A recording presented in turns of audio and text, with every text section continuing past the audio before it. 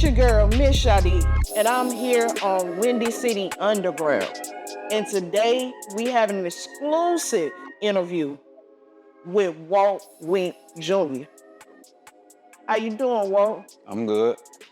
Can you give a little more information or background on yourself to the people? Well, for those who don't know, I'm Walt Jr. A lot of people know where I get my name from. My daddy was the Folk on the Hustler founder, king of the Folk on the Hustler, Chicago gang. For a lot of people that don't know, a lot of people that do know, it speaks for itself. So that's why I'm here. Okay. Now, I know we talked earlier off camera. You're a videographer. Right, yeah. And you like to play games, video games. Yeah. Let's get that straight, video games. Absolutely. What is your favorite video game and what has been your favorite videographer moment that you've had thus far leading up to now? Well, my favorite video game be right now is Assassin's Creed. I ain't gonna lie to y'all, so go get that, man. It's going crazy, Assassin's Creed Shadow. My favorite videographer moment would be I went to St. Louis, one of my guys, Trap Taylor. Go check out Trap Taylor, YouTube. He got the Black album, is out now, so go check that out. That's my homie. I shot a video film in St. Louis. We did about an art. So that was like one of my first videos I did out of town. So I had the drone in there and everything. So that was a good shot, good time for me. Something new, yeah. Okay, I'm gonna pick your brain a little bit after I ask you these questions. Gotcha, I'm ready. All right, so we gonna jump right on in. Growing up as Walter Wheat's son, did you ever feel overshadowed by his legacy? Yeah, I do. You know, I did, because a lot of people would tell me, which sounds stupid, a person would say, you can't fill his shoes or you shouldn't be trying to follow his footsteps. And that's kind of hard to do by being your father. Okay. See, people look at it like, oh, that's just Walter Wheat and you trying to capitalize off his history.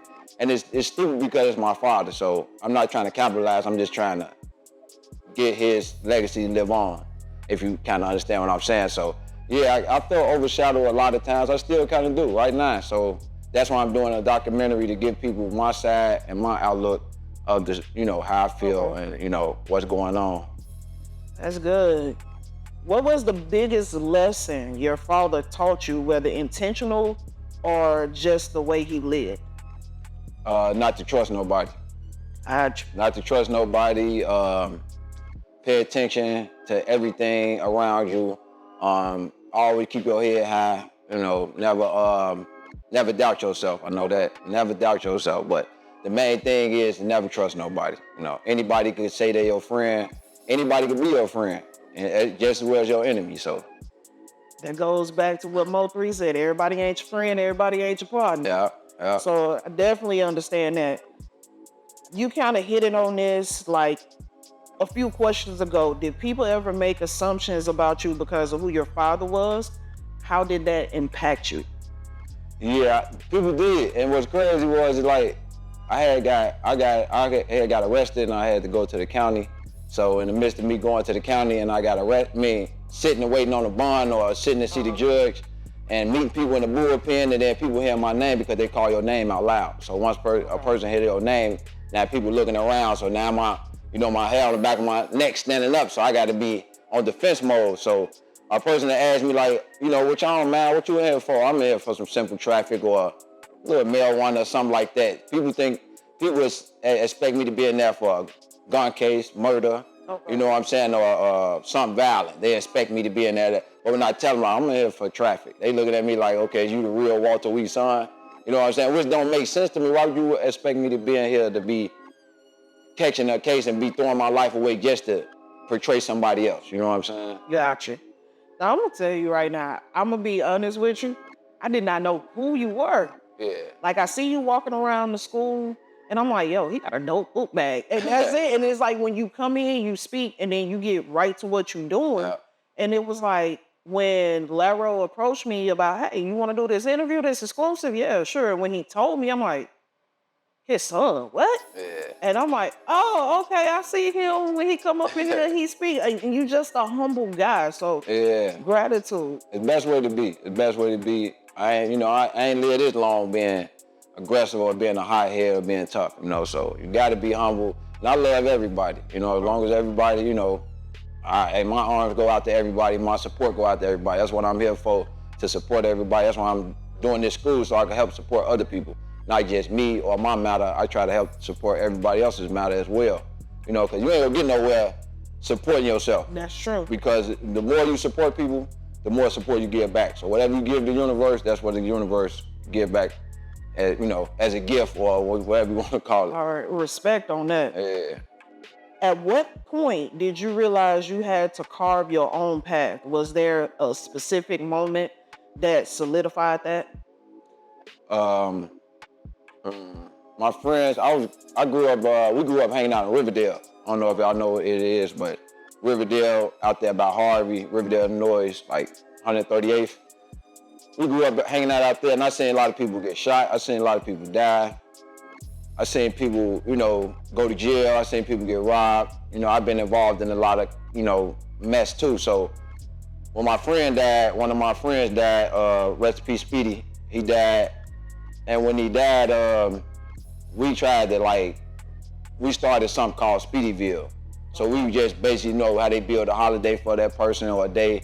And we did it for him. But in reality, I was really doing it because that's something that I wanted to do. Okay. So when I started doing it, I just said, you know what, maybe I'm gonna use this camera and I'm gonna use, my skills and my editing skills and my art skills, because my daddy used to be an artist. He used to paint, really paint. Nice. So maybe I inherited his skill, and now I'm using what he taught me in inheritance to do it, on camera now. So that's what made me wanna do the documentaries and kind of open up a wave where I could create my own wave just by my friend died. You know what I'm saying? So it's still Speedyville. People tell you go look it up on YouTube, Speedyville, and it can't give you the insight. And me and my cousin, we started that. Okay. So we got a lot of views behind that.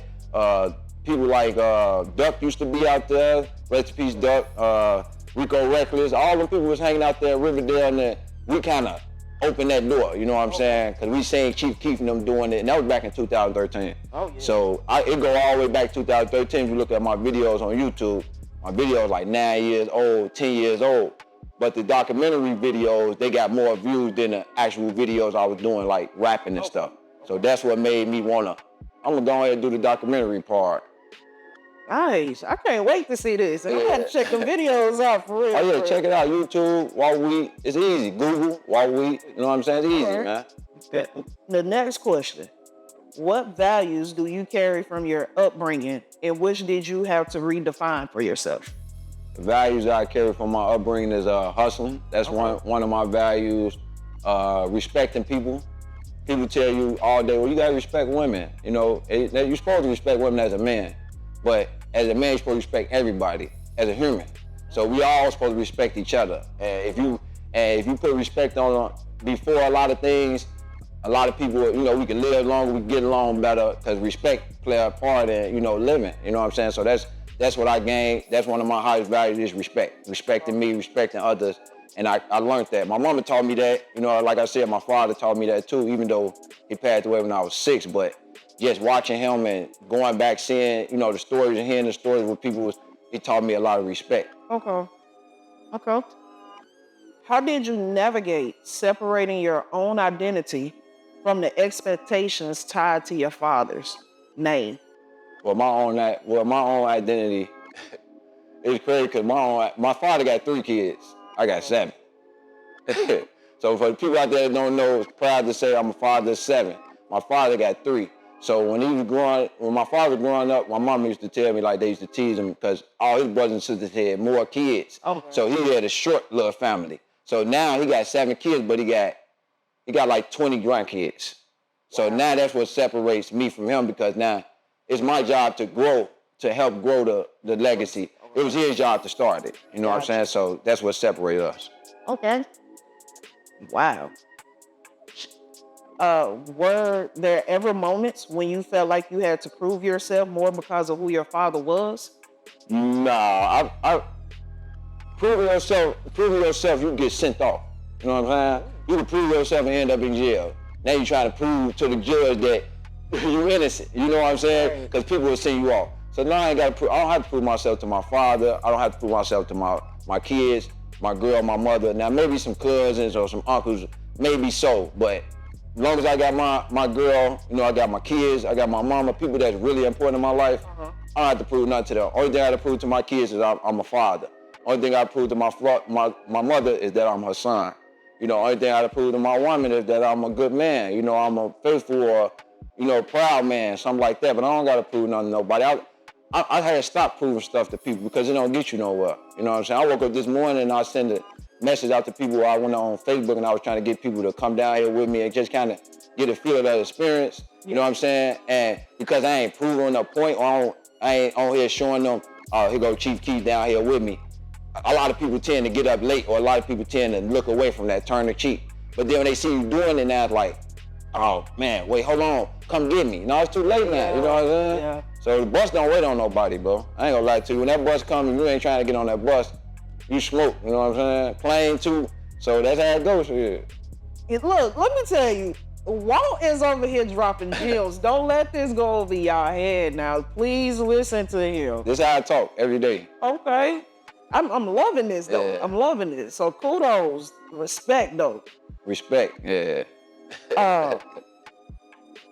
Were there ever moments when you felt like you had to prove, well, no, we just did that. How did you handle doubts, whether your own or from others, about your ability to succeed on your own terms?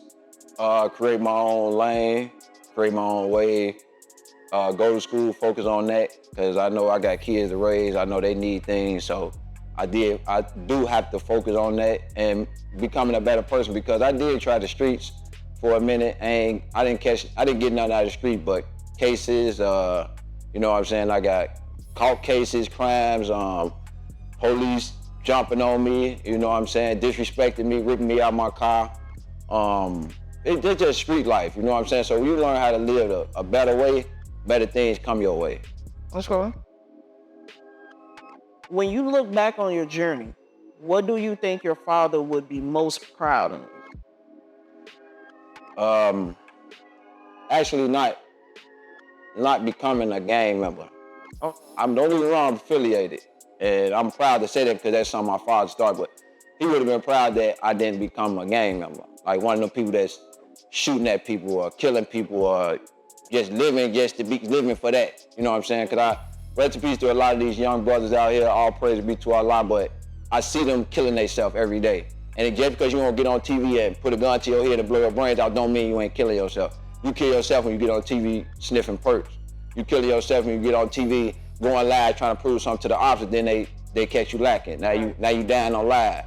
Or you killing yourself when you drinking too much. You know what I'm saying? When you turn it to alcohol. You know what I'm saying? Instead of turning to God. That's what God mean by you can't serve two gods. You know what I'm saying? When something bad happens, you gotta turn to God. Don't turn to alcohol, don't turn to drugs, don't turn to crime, don't turn to killing. You know what I'm saying? You gotta turn to God in any and everything. Even in your good time, you gotta still turn to God. That's it, yes. He gonna make a way, you know what I'm saying? So I do truly know that and believe in that. So nah, I ain't the one that's gonna be out here just sending people off. I follow God's path, so you know what I'm saying? And I'm still following it right now. All right. Last question, and then we're going to get into some other stuff. And that's just one more question I want to ask you. How do you hope people remember your own name, not just as Walter Wheat Jr., but as the person you become? I want for young people, really, because my family know me. My family know me. They know my attitude. They know my my messed up ways, my good ways. But the people that don't know me and just looking, okay, I want them to look like, okay, well, Walt Wheat's son did this. He didn't do that, what they expected me to do. I did something that was unexpected. You know what I'm saying? So that's what I want them to see. So when they see me, okay, he went to school for this, he went to school for that, he raising his kids, he's staying out of trouble, he ain't in the eyes of the law, he ain't on the news with a warrant running from the police, you know what I'm saying? So I don't want them to see that. I want them to see me trying to support you, you know what I'm saying? That's my thing. Now, in Chicago right now, they are trying to push the whole push and peace movement. What is your stance on that? Pushing peace, this what kind of upsetted me with that situation. And I just feel like everything is scripted, you know what I'm saying? when we out here living, this is not reality. We living in a programmed environment. You know what I'm saying? So sometimes you got to take yourself about it. So with that, it's like, I like the King Von, and I like the Duck. You know what I'm saying? I like any Chicago artists that come out of Chicago and they repping the Chicago and they open doors for us, for people like us, media people that's trying to rap and get a life for themselves. Why y'all weren't pushing peace before Von died? Or why y'all ain't push peace before Duck died? Or why y'all ain't push peace before OD died? Why y'all ain't push peace before anybody in O-Block died? It could have been many times y'all could have pushed this peace, but how many people got paid before y'all started pushing peace? How many people got rich before y'all started pushing peace? How many people died before y'all started pushing peace? And I ain't going back into the past about it, but it just like, it ain't the peace part that we should be trying to push. We should be trying to push unity. And what comes with unity, you got peace, love, respect, you know what I'm saying? All that comes with unity. So you just can't push one thing. You gotta push a group of things, you know what I'm saying, to get people to really understand. I can push peace all day, but somebody in the back of their mind feel like, okay, we pushing peace, but we not pushing sovereignty, or we ain't pushing, you still kill my homie. That's how they look at it. Okay, we can be people, you still kill my homie. You know what I'm saying? So let's get our unity back together and stop the dying part, then we ain't gotta push peace. You know what I'm saying? If everybody peaceful and everybody together, we don't gotta push peace. What you pushing peace for? I like how you just made that this is what we need to be working on, and it's like, that's not what people have been focusing on, right. But it's now you done brought it to the forefront. So let's see, hey, are y'all gonna focus on this? Walt done blueprint done laid it out for you. So yeah. Because the Black Lives Matter thing, I get it. It was a thing for black people, but to me, black lives ain't the only lives that matter. You know what I'm saying? Because I tell I'm the type of person, if I'm driving down the street and I see a cat in the street, or even if I see a squirrel or something like that, I'm not finna run it over. All lives matter to me. That's how I look at it. So it ain't just about the Black Lives Matter thing. And when they do the Black Lives Matter thing, they made it look so bad. They made it look like, okay, all the black people running downtown, they loot. Then here come the Black Lives Matter thing pop up. No, don't make it like that. Just make it everybody matter. You know what I'm saying? That's how I look at it. Everybody matter. So stop putting a price on this and let's start putting our mind on it. You know what I'm saying? Let's start putting our mind and our really feelings in it. Because as long as they people getting paid to push peace, that's why they pushing peace, because they getting paid to do it. That's Ain't nobody pushing it. Oh, I'm pushing it because I really want to be able to meet my neighbor again. I really want to be able to be my neighbor friend again. You don't even know your neighbor. You know what I'm saying? I don't know my neighbor. I ain't gonna lie to you. I speak to him, but I don't know him like we used to know him back in the day. I get You know what I'm saying? And everything with people, we have a fight your brother, you fight your friend down the street, we go home. Everything back at peace. Now it's like, we pushing peace. For what? I mean, because the police ain't being peaceful. I ain't gonna lie to you. Police out there being real aggressive. You know what I'm saying? And then even if you come at them in a peaceful matter, it's still, you might still end up in like George Floyd. You might still end up like Sonya Bland. You might still end up like Breonna, because they were being peaceful. They ain't nobody. You know what I'm saying? So it ain't the peace we should be pushing. We supposed to be pushing unity, because it strengthens numbers. You know what I'm saying? Believe that. Yeah. Because the police scatter a group of people. Now they can handle one or two people, but they scared of a group. You know what I'm saying? Then when that group be turned into a crowd, and that crowd turned into, you know what I'm saying? The police can't stop that, and we ain't gotta be aggressive or violent. I like how this just makes so much sense. I'm originally from Mississippi, born and raised. Okay. So I know about let's pit them against each other. Yeah. And I'm with you. All lives do matter. Yeah. And it's just like, at what point do we get in front of a situation before the situation escalates, and then you losing all of these lives? Right. So I totally understand, and I get where you're coming from. Yeah, because all lives, even the police lives matter, even the president, even my kids' lives matter, your kids' lives matter. Don't just put a color on it. Don't put a black thing on it. Because then because this is what they do with black people. We the biggest consumers. So once they put a black thing on it, now black people run it and they spending their money. Yep. You know what I'm saying? Like Obama. Okay, they put a black president in the office. Look how much money black people spent that year just because he became president. But what difference did it make? People still got killed. Yeah. People still died. Police still beating on people. People still killing each other. Now they pushing peace. And Obama been out the office. Come on, man. We should have been pushing peace when he got in the office. You know what I'm saying? Maybe we would have still had one. We would still had Duck. You know what I'm saying? Why do people wait to push peace because Dirk get on TV and say, let's push peace? Or NBA Youngboy get on TV and say, let's push peace. And they ain't pushing peace. Them people on there just pushing the narrative. That's what they doing. They pushing the narrative. They ain't pushing peace, bro. And it goes back to what you said earlier. How many people had to get paid first before y'all was like, all right, now these lives matter. Let's go ahead and push this peace.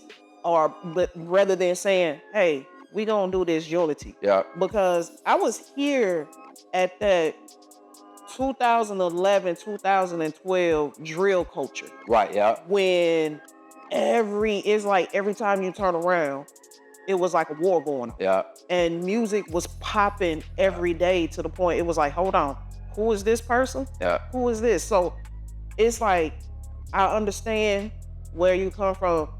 Most of them, very talented, but never got that chance to shine because you woofing on social media for clout or going back and forth, like you said, with your ops. Yeah. So it's like, if some of us had that mentality that we have now, then how many lives would have been saved? Would have been saved, right. So focus on saving the lives, then all the lives matter, because if the lives matter, then these people would be here with their kids. You know what I'm saying? Because the same people that passed away, they got kids. Yeah. So their kids, definitely lives do matter. You know what I'm saying? They're the lives that really matter the most, because they the future. They're the ones that's going to carry on us. You know what I'm saying? Or change the world in the future. We might not be here, that long, so they the ones to go change the facts. So we don't want to teach them to push peace. We want to teach them to grow up and be you know what I'm saying? Unified. You know what I'm saying? So that's what we want to teach them. So I teach my kids that. I tell my kids all day, you have to be kind to people. You got to be kind to everybody. I don't care if they mean to you. I don't care if they cuss you out.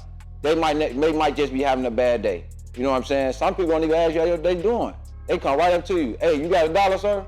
You know what I'm saying? I'm pumping my gas and I'm in Chicago. You walking up to me. Right, yeah. Come on, man. So don't push the peace part, because that ain't helping. They just push the unity part. Hey, how you doing, brother? How you doing today? You gotta learn how to open doors for people. You know what I'm saying? You gotta learn how to see how people doing. I see people all day. I was just walking because I got on all black and I'm walking behind another race person, and then they looking back at me like I'm up to something. I'm just trying to get past you. You walking a little too slow. You know what I'm saying? Yeah. So why you looking on your shoulders? It shouldn't be like that. I'm gonna tell you, I get that all the time because I stay up north in East Lady. Right. I'm one of the few that stay up there. Right. So when they see, I probably out of all my neighbors up there, it's probably 5 that when they see me, they'll speak. Right. Hey, how you doing? Cool. The rest of them is like, well, why are you looking at me? What you doing? Yeah. I'm no threat to you. Yeah. I'm just going about my day, going to school, going to work, coming back home. Yeah. That's it. And when I see stuff like that, it kind of takes me back and reverse back. And I have to, at the age that I am now, I have to tell myself, D, is it even worth it? Because, if you go that route with them, you're going to, and the police get called. Oh, yeah. Guess who's going to be taken out? Yeah.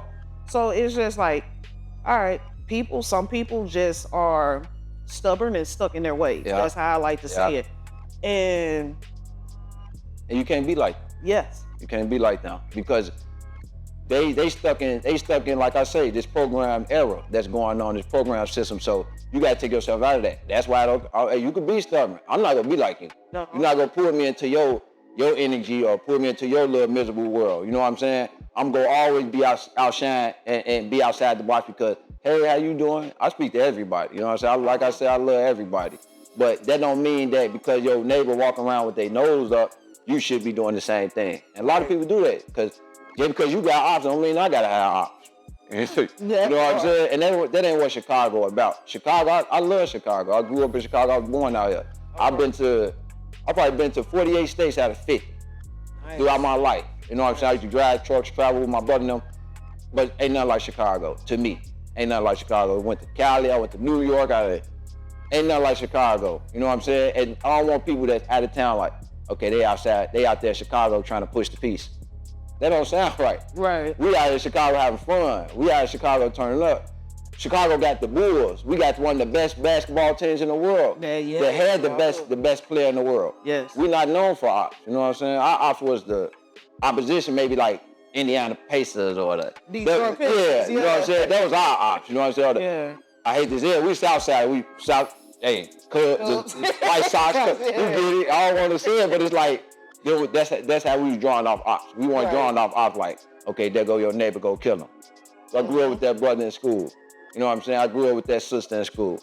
There's no reason why I should be killing them or I know a person that killed that person. And then it's like, okay, once they dead and gone, guess what the system do? Because it's programmed. You did, he in the jail, that's it. We knocking two. Instead of taking one down, we taking two down, 3, 4, 5 down at one time.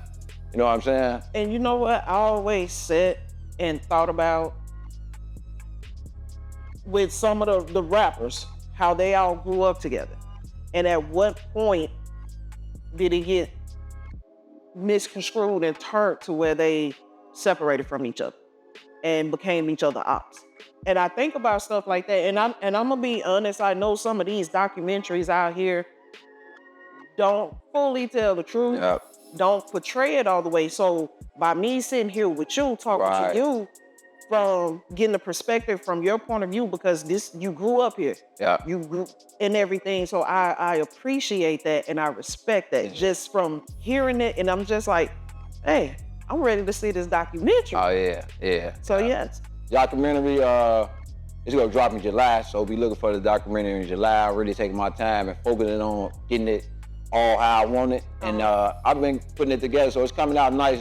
Basically, I just want them to see the family part of my father. Okay. I'm tired of the gangbanging part, because I see documentaries, so you gotta understand how I feel as a son. I'm seeing documentaries about my daddy, about somebody that never met my daddy that's telling me about my father, or they think they know about him. Right. You know what I'm saying? They put that's how they do, you know, people on Old Block, that's how they do people on 63rd, that's how they do it. These people from another state or another country, they put these documentaries together and make these people look like, make them look great in these kids' eyes. You know what I'm saying? Because they don't look great in my eyes, especially when you're killing your friends. But to the kids, it looked great to them. You know what I'm saying? That's crazy. It looked like that. Y'all can control that. You know what I'm saying? People can control that, but they put it out there. So hopefully, you know, they change the narrative. But like I said, I'm reaching out to those who reaching out back to me. You know what I'm saying? And that's the best way you can have a documentary told, is from a perspective of the person that was there. Yeah. They can give you an account of it. Even though you were young, but you still had your mother, your uncles, and your aunts and other siblings to give you more of that info on your father. Right. So, it's like, now I can truly look forward to a documentary that's coming from somebody that knows. Yeah. Versus, oh, well, I'm gonna watch this documentary because they just put it out just so they can gain fans, fan base, and clout, you know. So, yes. Now, besides the documentary, what else do you have coming? I used to rap, so I started being a rapper because they was dying and stuff like that. So I just took my whole little name from that. I mean, I still rap. I like to do it. I love doing rapping. I don't have to get paid to do it. But the thing is, I'm doing a new mixtape. It's coming out. I'm working on it. It's called Law Library. So it's gonna kind of give you a better side of Walt. You know what I'm saying? Because I used to have dreads. My dreads were down here. Oh, wow. So before I was in a real bad car accident. So I almost lost my life and everything. It was 2021. So I had to go to youth medicine down there. I had a car accident, I was driving, just fell asleep behind the wheel, woke up in the hospital. You know what I'm saying? Fighting for my life. You know what I'm saying? So that's what changed my life. Okay. That accident changed my life. Because I got caught with, some legal stuff or whatever, but that accident changed my life. Then I ended up going to jail for a year, right? That same year. So in the midst of me getting out of the hospital, trying to heal up, because I couldn't walk, and I had to go straight to jail. So I sat in jail for a year fighting that case and spending money on a lawyer and stuff like that. So, people go through stuff, but it's just like, I'm here. You know what I'm saying? That's the reason why I'm here. That's the reason why I'm changing me. So I cut my dreads. You know what I'm saying? I'm Muslim now. It's my 3rd year. So I'm just really trying to let God guide me. You know what I'm saying? Because I never wanted to cut my dread. I'm gonna keep my dread. They gonna be down here to my feet. But God woke me up one day, just like, cut the dreads, bro. Cut them. You know what I'm saying? You gotta let that go. You know what I'm saying? Start by letting things go. Start by letting things go and watch things come to you. See, people hold on too much, and that's why they don't get nowhere. They don't gain things. People you gotta let stuff go. Like if you got a car broke down your backyard, why is it still sitting there? Clear that space. Right. You know what I'm saying? Make space for something new. Yeah. Because when something new come in, it might be the best thing for you. So that accident and that jail time cleared a lot of space. It opened up a lot of space. It cleared a lot of people out of my life. It showed me that these people ain't for you. Only people that stood there at that time, when I opened my eyes in the hospital, I seen my girl, my mama. I couldn't see my kid because they wouldn't let them in the hospital, but my girl, my mama was the first face I seen. You know what I'm saying? And when I went to jail, they were the first face I seen going in jail. They were the first faces I seen coming out. And that's it. They were the only voices that I heard on the phone.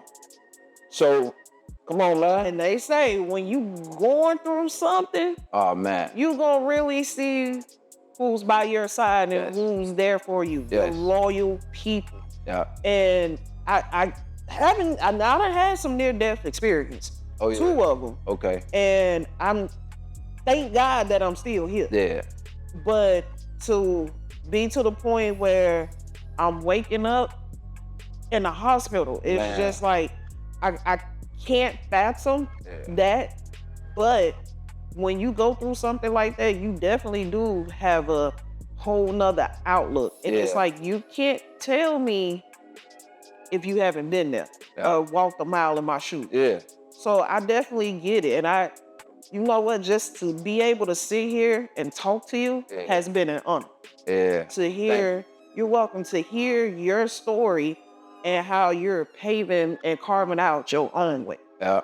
So that is definitely mad respect to that. Yeah, because Allah recreated me. And I tell my girl that, like, I think that day when I had the accident, the old Walt left.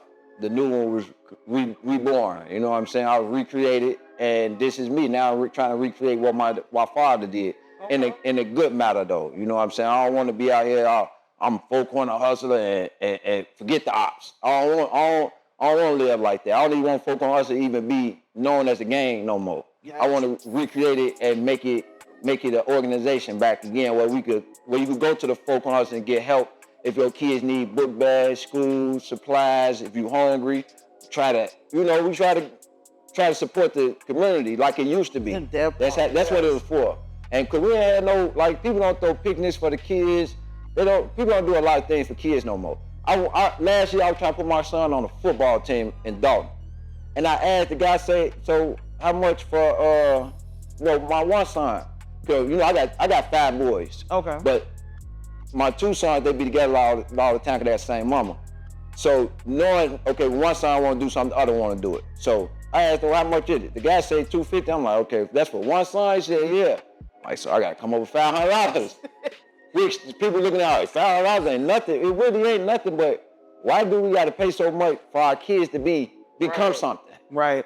You know what I'm saying? You should be wanting to help. Like, okay, let's build more. You know what I'm saying? And make a more structured environment. People is like, okay, I got it because I want my son to be a good football player, or this might be his way to getting in there, but he might not be a football player. He might grow up and be a baseball player. But I just want him to get the experience of being on sports. So you may tell I got to pay $500 and my baby might not even like it. At least give him a chance. You know what I'm saying? Okay, well, we go do a 6-week trial.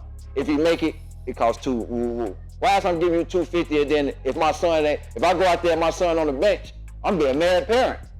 You know what I'm saying? And you know what? I don't have kids, but that's what my niece is going through now. Man, come on, man. My nephew, because it's just like, I want you to play sports. But if they charging all of this, it's like, whoa, step back. Yeah. Let me think about this for a moment, because growing up, it was like we had the Boys and Girls Club. Yeah. All right, you want to play these sports? Come on, let's get out here, let's go. Yeah. And they would help, but nowadays it's just like every time you look around, oh, you got a $250 fee, and you still gotta pay for uniforms. Yeah. And it's just like, so what do you? You gotta pay for the uniform. Oh, we going out of state next month. We got to pay for that. What happened to why do y'all my baby is supporting y'all. Mm-hmm. So what do they get out of it if they don't make the team or they don't be successful? You know what I'm saying? I remember back then the coaches used to come around with the bus. Remember the Sunday school bus and stuff like that? None of that exists no more. Yeah. Now when people come to your door, you looking at the ring bill like, what you want? Because we don't trust our people no more. You know what I'm saying? Our people ain't coming like this no more. They ain't come with their arms out, they come with their hand out. So now you turning around at the door like, bro, I don't even want you here at my house because I don't got no money. Mm-hmm. You know what I'm saying? Only people we was turning away when I hate to say it, Jehovah's Witnesses. That was it. You know what I'm saying? Because they trying to get us to, the Jehovah's Witnesses were coming and tried to get us to join something else. Mm-hmm. You know what I'm saying? Now people ain't joining nothing. Now it's like, they coming to the door. Would you like to try our cable, or would you like to try gas bill? Would you like to try our lights? Them solar panels, all come on. Yo. It's all a system. It's all a program. You know what I'm saying? So it's like, I'm not finna keep giving my money to y'all and I ain't getting no money back out of it. So I'm finna teach my kids how to create their own wave and get their own money. You know what I'm saying? So that's my thing. I'm not finna work for y'all company forever. Just give me a couple years to work for your company, and I guarantee you, me and my kids gonna be straight. And thank you, I appreciate you giving me the opportunity, but your opportunity made an opportunity for my kids. That part, yes. So I appreciate that, and that go for people that got felons. They go for people out here that think they can't do it. They go for people out here that believe they can't do it. They just telling themselves, they're sitting outside, I can't go down there and sign up Illinois media because I don't got no transportation to get down there, and I don't want to ride the train because I'm too good to ride the train or the bus. Can't stop making this. You missing your opportunity. Mm-hmm. Your opportunity is getting on that bus, getting down there, and talk to the right person. Yes. So don't miss your opportunity. And shut off the Facebook, shut off Instagram and all that. Stop trying to push peace, and let's push unity, let's push power. That's what we used to push back then, black power. Yeah. Power, we was pushing power. And what comes behind power is force. So ain't no force come behind peace, man. I ain't gonna lie to you. Ain't no force come behind peace. We got to find our own peace. We can't push peace. You got to find peace. Now, with that being said, we're going to kind of wrap this up a little bit. But before we do, can you give us any advice, parting words, encouragement, motivation? Be kind to people. Mm-hmm. Trust God. Be positive. Positive energy brings more positive energy. And love everybody.